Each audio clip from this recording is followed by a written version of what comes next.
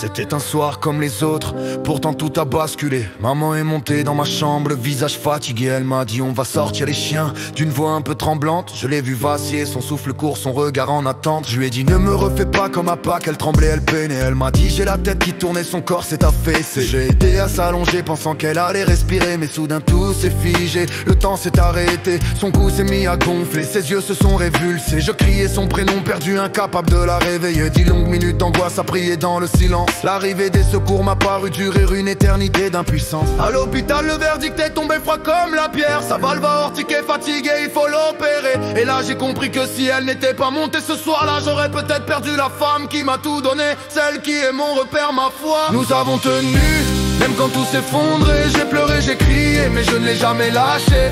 Le cœur ouvert, elle a combattu la mort.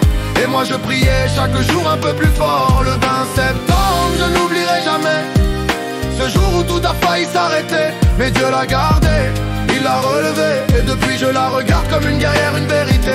6h30 au bloc, le temps semblait suspendu. Je marchais dans le couloir, le cœur battant, les yeux perdus. Ils ont ouvert sa poitrine pour sauver son cœur, changer la valve fatiguée, redonner la chaleur. 50-50, c'est ce qu'ils ont dit sans détour. Et moi je luttais avec la peur et l'amour. Puis le médecin est venu, le regard bienveillant. Il a dit l'opération s'est bien passée, votre mère revient. Une semaine en réanimation, branchée de partout. Chaque bip, chaque souffle me ramenait vers elle tout doucement, pas à pas. Je voyais la vie revenir, lentement mais sûrement. Et dans ses yeux, malgré la fatigue, brillait un éclat puissant.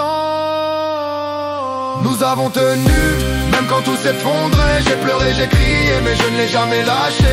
Le cœur ouvert, elle a combattu la mort. Et moi je priais chaque jour un peu plus fort. Le 20 septembre, je ne l'oublierai jamais. Ce jour où tout a failli s'arrêter, mais Dieu l'a gardé, il l'a relevé. Et depuis je la regarde comme une guerrière, une vérité.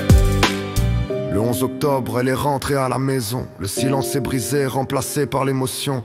Ses pas étaient lents, son souffle encore fragile, mais son regard disait je suis là et je reste tranquille.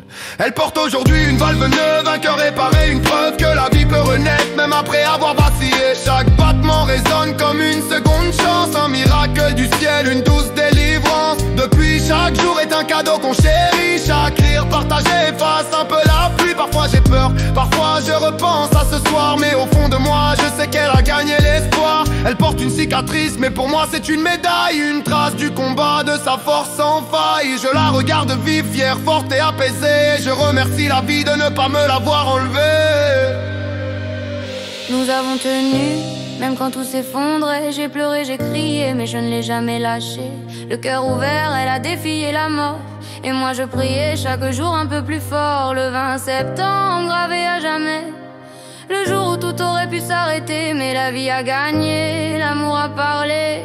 Et depuis je la vois comme un miracle éveillé. Aujourd'hui chaque battement de son cœur est une promesse. Chaque sourire d'elle efface ma tristesse. J'ai vu